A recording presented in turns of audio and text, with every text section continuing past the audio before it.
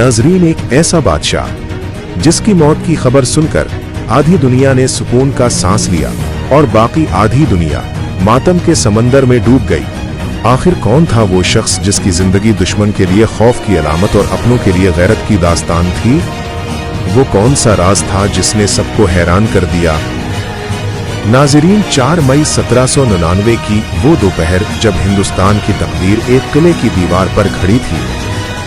उस दिन सिर्फ एक सल्तनत नहीं गिरी थी, बल्कि एक ऐसा राज दफन हुआ था जिसने आने वाले 200 सालों तक हमें गुलामी की जंजीरों में जकड़ दिया। नाजरीन, अंग्रेज जनरल हैरिस ने अपनी डायरी में लिखा था, वो इंसान नहीं, एक डरावना ख्वाब है। लेकिन इस ख्वाब को खत्म करने के लिए मैदान जंग नहीं, बल्कि गद्दारी का एक ऐसा जाल बोना गया जिसकी मिसाल तारीख में नहीं मिलती। लोग कहते हैं कि इस रात आसमान पर सितारे टूट रहे थे। नजूमियों ने खबरदार किया था कि 4 मई का सूरज सुल्तान के लिए नहूसत लेकर आएगा। लेकिन सुल्तान ने एक ऐसी बात कही जिसने मौत का खौफ ही खत्म कर दिया। मगर ठहरिए, क्या ये बहादुरी थी या कोई ऐसी जिद जो उसे तबाही की तरफ ले जा रही थी? 3 मई की रात किला के अंदर मौत जैसी खामोशी थी।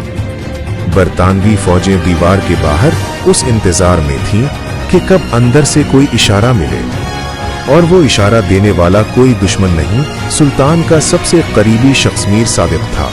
सुबह के 10 बजे सुल्तान अपने खेमे में बैठा था। उसे इत्तला दी गई कि दीवार में शगाफ पड़ चुका है। लेकिन जानते हैं सुल्तान ने क्या किया? उसने खामोशी से अपना खाना मंगवाया। खबर आई कि मीर सादिक ने तनख्वाहें बांटने के बहाने सिपाहियों को मोर्चों से हटा दिया है। गद्दारी का जहर फैल चुका था। सुल्तान दस्तरखान से उठा, तलवार हाथ में ली और अपने घोड़े की तरफ भागा। इसके वफादारों ने उसे रोकना चाहा, उसे समझाया कि हुजूर, पीछे हट जाएं, अभी वक्त है। लेकिन सुल्तान की आंखों में वो आग थी जो सिर्फ खून से बुझती है। नाजरीन, किले के शुमाली दरवाजे पर क़यामत बरपा थी। अंग्रेज सिपाही टड्डी दिल की तरह अंदर दाखिल हो रहे थे। सुल्तान वहां पहुंचा जहां लाशों के ढेर लगे थे। वो अकेला सैकड़ों के सामने खड़ा था। इस लम्हे इसके जिस्म पर 1-2 नहीं बल्कि कई जख्म आ चुके थे। लड़ते लड़ते सुल्तान की तलवार टूट गई। इसने अपने पास पड़े हुए एक आम सिपाही की तलवार उठाई। उसकी हिम्मत देखकर अंग्रेज सिपाही पीछे हटने लगे। उन्हें यकीन नहीं आ रहा था कि एक जख्मी इंसान मौत के फरिश्ते से कैसे लड़ सकता है। शाम के साए गहरे हो रहे थे। सुल्तान जख्मी हालत में एक दरवाजे के नीचे गिरा हुआ था। उसका सांस उखड़ रहा था। इसी वक्त कुछ अंग्रेज सिपाही उसकी कीमती पेटी, बेल्ट छीनने के लिए आगे बढ़े। वो नहीं जानते थे कि यह शीरी मैसूर है। एक सिपाही ने सुल्तान की कमर से जड़ी हीरों की पेटी खोलने की कोशिश की। सुल्तान जो करीबुल मौत था, उसने अपनी आखिरी ताकत जमा की और इस सिपाही पर तलवार से वार कर दिया। लेकिन उस वार के जवाब में एक अंग्रेज सिपाही ने सुल्तान के सर में गोली मार दी। आवाज गूंजी और खामोशी छा गई। शेर सो चुका था। रात के अंधेरे में जब जनरल हैरिस मशल लेकर लाशों के दरमियान पहुंचा और उसने टीपू सुल्तान का चेहरा देखा, तो उसके मुंह से सिर्फ ये अल्फाज निकले, आज से हिंदुस्तान हमारा है। नाजरीन, मैसूर यतीम हो गया।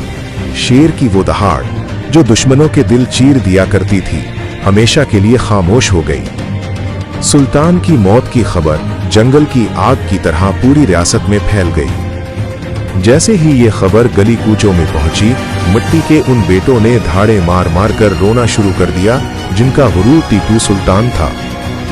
आज मैसूर के हर शहरी को पहली बार ये एहसास हुआ कि गुलामी का असल कर्ब क्या होता है और वो साया कितना जरूरी था जो आज सर से उठ चुका था। दूसरी तरफ दुश्मन की सफों में जश्न का समा था। वो हिंदुस्तान जिस पर कदम जमाने के लिए अंग्रेज बरसों से तड़प रहे थे, आज मुकम्मल तौर पर उनके कब्जे में था। फातेह जनरल ने तकब्बुर से कहा था कि हिंदुस्तान अब हमारा है।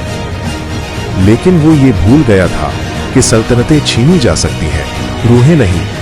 आज 200 साल से ज्यादा का अरसा गुजरने के बावजूद टीपू सुल्तान का नाम तारीख के सीने पर जिंदा व जावेद है। सुल्तान मर गया, मगर उसका वो एक जुमला आज भी हर गैरतमंद के लहू को गरमाता है कि गीदड़ की 100 साला जिंदगी से शेर की एक दिन की जिंदगी बेहतर है। नाजरीन, अगर आपको मैसूर के इस अजीम शेर की दास्तान पसंद आई हो और आपका दिल भी इस अजीम कुर्बानी पर धड़का हो तो इस वीडियो को लाइक करें और हमारे चैनल को सब्सक्राइब करना ना भूलें। आपका ताउन हमारे लिए बहुत मायने रखता है, क्योंकि आपकी हौसला अफजाई ही हमें ऐसी मजीद तारीखी सच्चाइयां आप तक लाने की ताकत देती है।